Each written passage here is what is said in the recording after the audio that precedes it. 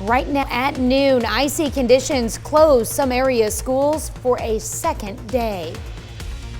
And some of those icy conditions, why we have another alert day for us today, as we're starting to see that wintry weather move in along and south of I-44. We'll take a look at where it's at and how road conditions are doing coming up. And the months-long battle for control over a strategically important city in Ukraine rages on. The 4 states' most watched news starts now. For the second day this week, Mother Nature has forced a handful of schools to close. This is KOAM News at noon. I'm Tanya Bach. Icy conditions and partly snow-covered roads continue to concern drivers south of I-44. Now, on Monday, we spoke with both the City of Joplin and the Missouri Department of Transportation as they prepared for this latest round of wintry weather. And they asked drivers to remain cautious, especially around snowplow workers on the highways. If the drivers can give us as much room as possible to work, that's really helpful. And if possible, stay back and do not pass. You know, our drivers are typically driving about 45 or 50 on the interstate. And in this kind of weather, you know, that's pretty much the optimal speed. No matter where you live in the 4 states, you can find the latest road conditions on our website, KOAMnewsnow.com. Just click on Weather Resources under the Weather tab. Well, we know this cold weather won't last forever, but it's here now for at least. Chris Warner joins us with a first look at the forecast. Yeah, as mentioned, we've got that alert day for us today for folks along and south of I-44 as we see more wintry weather begin to move into the area. And as we take a look, don't worry, we're going to take a look. See, I promised it, and there it is. This is 32nd and Rangeline. Now, we've been looking at the MoDOT cameras around the metro area, and on the Skywatch Storm Tracker, which I'll show you in a moment, there's snow, but right now it's not reaching the ground. So the main roads in Joplin are staying pretty clear right now. But if you take a look at the radar, you can see where we are seeing some snow. Not all of it reaching the ground, but some of it is. And because of that, we have some new winter weather advisories for Berry, Newton, and McDonald counties that'll run through 6 o'clock this evening, and that is in addition to the one for Delaware County, which also runs through 6 this evening. You know, it seems it was just a week or two ago where our average highs were our lows and we were well above normal. Now it's the opposite. Look at this. Our high yesterday below our average low. That is how cold we are. But there's good news on the horizon, which we'll get to a little later. We've got this, 23 in Joplin, 20 in Pittsburgh, Fort Scott, 22 Parsons, 21 Miami, and 22 in Neosho at the noon hour. But you factor in even a light breeze out there, and boy, it feels bitterly cold. We're talking 8 in Fort Scott, Nevada, Stockton. 11 is what it feels like in Lamar and Commerce, and it feels like 15 in Neosho. We're still looking at a high, which we're pretty close to, of about 24, 25 degrees today. That wintry mix will start to taper off by about 3 or 4 o'clock, and we'll be left with cloudy and cold conditions. We'll talk more about this wintry system and take a look at some area road conditions here in a few minutes. Tanya? All right, thanks, Chris. Authorities filed charges against 2 Joplin residents for a suspected mail stealing spree in the Joplin area. Court documents show 30-year-old Aaron Blake and 27-year-old Emily Sturgis are responsible for stealing mail from more than 170 victims. During the investigation, detectives searched a room at the Terra Motel where Sturgis and Blake used to stay. They found open mail with W-2 forms, car titles, financial statements, and checks and credit cards. Prosecutors charged both suspects with stealing in Jasper County. The City of Joplin is asking residents to nominate people for its Historic Preservation Awards. There are 3 categories. One is for the Leslie Simpson Award, which goes to an individual who has made significant contributions to historic preservation through events and outreach. There's also the Jeff and Carolina Neal Award, given to people involved in historic preservation development. And finally, the Murphysburg Award, which goes to a group that has made significant contributions to improving historic neighborhoods. Nominations can be made through the city's website and are open through March 31st. Well, we can expect to hear from the family of Tyree Nichols at a news conference this evening. The 29-year-old died 3 days after a violent encounter with Memphis police earlier this month. The incident was caught on police cameras. 5 former officers are already facing second-degree murder charges, And the district attorney's office says there could be additional charges, possibly for others at the scene. Additional officers have been relieved of duty along with sheriff's deputies and fire department personnel for not following policies and protocols. Well, Russian forces in eastern Ukraine launch a new assault with thousands of troops. The latest battle is on top of the continued fighting in the eastern city of Bakhmut, which has already been largely destroyed in months of attacks. Deborah Pata visited the front lines where Ukrainian forces are using everything they've got, including surveillance drones, to keep control of that city. Almost no civilians. Let's go. For a place 70,000 people called home, Bakhmut is barely recognizable. Nearly a year of war has left the city, once renowned for sparkling wine, a hollowed-out shell. Bakhmut still holds as the Ukrainian battle cry, but only just. The sound of artillery is constant. This city has been decimated and it's deserted, barring a few people still trying to eke out some kind of living here. Even a trip to the central square is done with one eye on the clock, Let's go. the other on the sky. Quartier Commander Sieva Kozimeko's battalion is helping to prevent Russia from seizing this city. Come on, come on. Much of that battle is directed in underground high-tech command centers like this, where soldiers use drones to live stream video from the front line, revealing it in astounding detail, like this dead Russian soldier and shattered backyards where Russian troops were recently filmed crawling for cover. They are monitoring all the videos, and as soon as they see the enemy there or the tanks or something else, they just start to shoot. World War I trench warfare meets 21st century electronic surveillance. Gains are counted in inches, with Russia throwing waves of soldiers like meat into the fight, we're told. They just keep on advancing over the bodies of their fallen soldiers, 3rd Operative Battalion Commander Anton Zadorozhny said. One group is destroyed, another sent in. The men work, sleep and eat here in shifts around the clock. No job too menial, making sure for now that on the blood-soaked battlefields just a few blocks away, Bakhmut still holds. Deborah Pata, CBS News. That's a look at today's top stories and weather in our first 7 minutes. Up next on KOAM News at Noon, the actress who brought Laverne and Shirley's Shirley to life passes away. We take a look back at her life and career. And later, we're making seashore linguine in the Mr. Food Test Kitchen. The entertainment world is mourning the loss of a member of one of the most iconic female duos in television history. Cindy Williams, who played Shirley on the 70s and 80s classic sitcom Laverne and Shirley, has died at the age of 75. David Bignow looks back at her career. 5, 6, 7, 8, Schlemiel, Schlemazel, Hassenbeff Incorporated. They were just two blue-collar girls roaming together while working the grind at a Milwaukee bottling factory. Cindy Williams played the more buttoned-up Shirley to Penny Marshall's cavalier Laverne. It's dynamite. That good, huh? They had their own special brand of that slapstick humor. With the exception of Lucille Ball and Carol Burnett, women were rarely seen doing physical comedy. Shirley was known for her one-liners, and Cindy Williams delivered them with perfect timing. I'm going to be cold as ice. Is anyone sitting here? Nobody but you, mister. Before becoming Shirley, Williams spent the first half of the 70s in feature films, like George Lucas's American Graffiti. That's where she danced with Ron Howard. I had to practically throw myself at you. Sunday, Monday, happy days. It was Howard's hit sitcom Happy Days that would bring Laverne and Shirley to life as a spinoff, even surpassing Happy Days in the primetime ratings.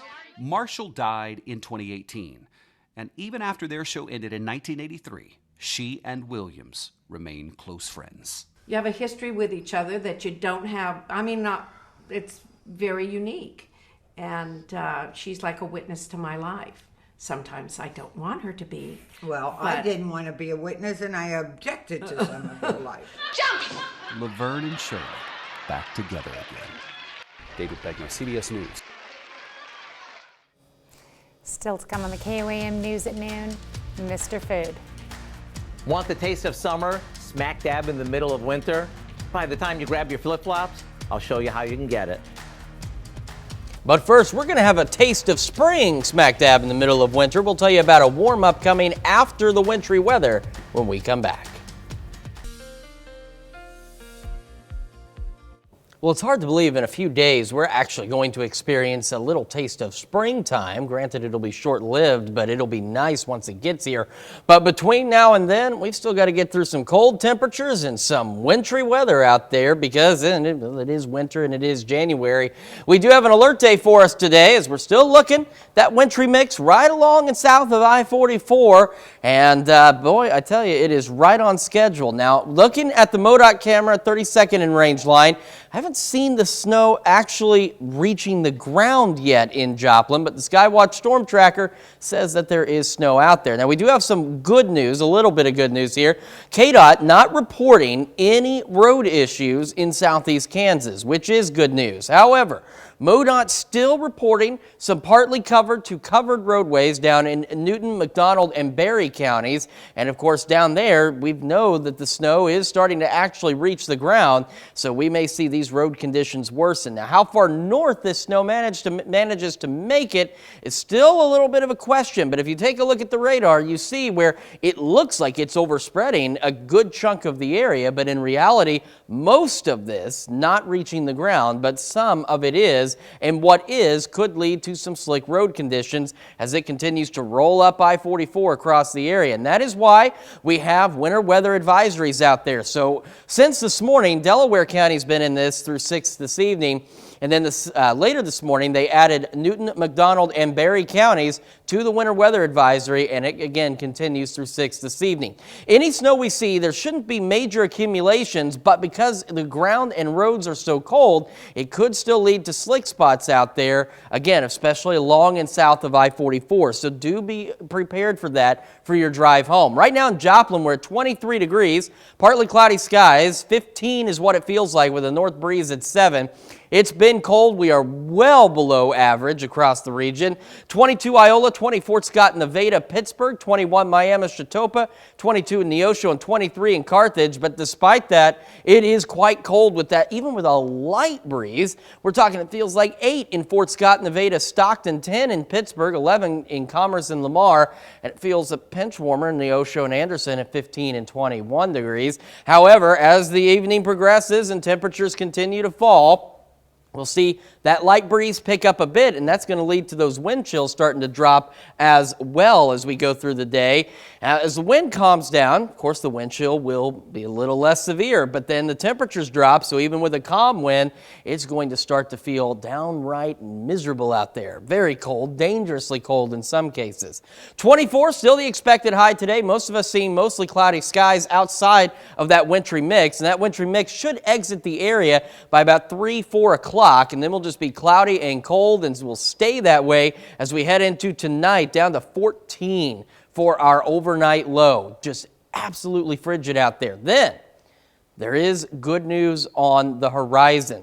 We're up to 37 tomorrow. We're cloudy, and then late tomorrow night, we'll start to see a light wintry mix that'll last into very early Thursday morning. No accumulations expected, but slick spots again possible. However, look at Thursday's high up to 44. We'll start to see some melting take place. Then look at the weekend as we head into Saturday and Sunday into the 50s, darn near 60 by Monday, with some evening shower chances out there. So considerably better. We're going to go from well below average to well above average. And then next week, we're going to start to translate back to that normalcy for winter again. But we do have a pretty pleasant weekend. I know a lot of folks probably getting cabin fever, looking to get out for a little bit. This weekend's going to be your opportunity to do it. It's not super warm. It's not super sunny, but it's looking to be a pretty decent weekend shaping up. Just one more night of really, really cold temperatures. Yeah, if we can get through the next couple of days, I think we're going to be all right for a little bit. We'll take it. All right. Thanks, Chris. Well, we take this time to honor today's four-state hero, Private Jack Barnes in the U.S. Army. The soldier from Walker, Missouri served with the military police in Korea from 1966 to 1968. He earned both the Sharpshooter and the Marksman medals, along with the National Defense Medal. To Jack Barnes, we thank you, our four-state hero. Sick of this winter weather? How about fixing up a hearty pasta that's chock full of summertime flavors? Howard shows us how to make his seashore linguine in the Mr. Food Test Kitchen. Wouldn't it be nice to get away to the beach for a little R&R right about now? Of course it would. And with that would come lots of great food. Well, maybe we can't get to the beach, but the dish we're whipping up today will certainly make us feel like we're there. And it comes together in no time. We saute some chopped garlic and a bit of olive oil till it's golden. Just make sure you keep an eye on it, because you can go from golden to burnt in no time. Now we add in a couple cans of chopped clams, yep, with the juice and all. A bit more clam juice. Some chopped parsley. And a few seasonings that we have right in our pantry. While that simmers, we cook up a pound of linguine, and after we drain it, we top it with the clam sauce, and dinner is ready. And if you really want to go to town, how about steaming a few fresh clams to top this off with to make it even more beach-worthy? Either way, when you serve up steaming bowls of this, top with some grated Parmesan cheese, get ready for the taste of summer. So what do you say you grab your flip-flops, a straw hat, and the recipe for our seashore linguine, so you can have a midwinter getaway without leaving the house. I'm Howard in the Mr. Food Test Kitchen, where today we found a summery way for you to say, ooh, it's so good. My hat has a little bit wider brim on it, though. You can find this recipe along with a lot more good food from the Mr. Food Test Kitchen online. Just go to our website at KOAMnewsnow.com. Here's a look at our four-state market prices.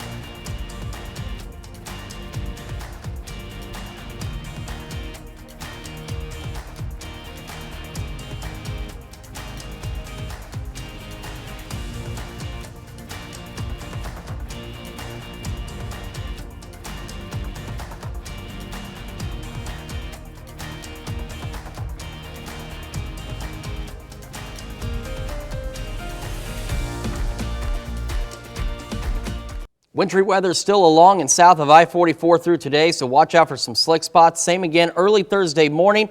Then check out the weekend as things really start to warm up. We get back into the 50s. Beautiful weather there. Almost 60 Monday. And then it gets cold again. We drop back down to normal and slightly below as we head into next week with a wintry mix possible by next Wednesday. So enjoy the warm weather when it gets here. Groundhog Day is coming up, so we're hoping for cloudy weather that day. He needs to No not shadow. see his shadow. No shadow. All right, what do we have coming up tonight at 5? Well, at 5, if you have a fever or you've twisted your ankle, talking to you, Patrick Mahomes, or maybe you've experienced chest pain, you need to seek medical treatment, but where? And Health Watch, when you should go to the ER versus when you should visit urgent care or just see the chief's physician. Plus, Pittsburgh residents can now text in a 911 emergency, and PSU education majors meet with peers to learn how to create experiences in the classroom. Hope you join us for those stories, a lot more. Of course, it's going up on KOAM News at 5. All right, thank you, Dal. Thanks for joining us for KOAM News at Noon. We'll see you right back here at 5 o'clock.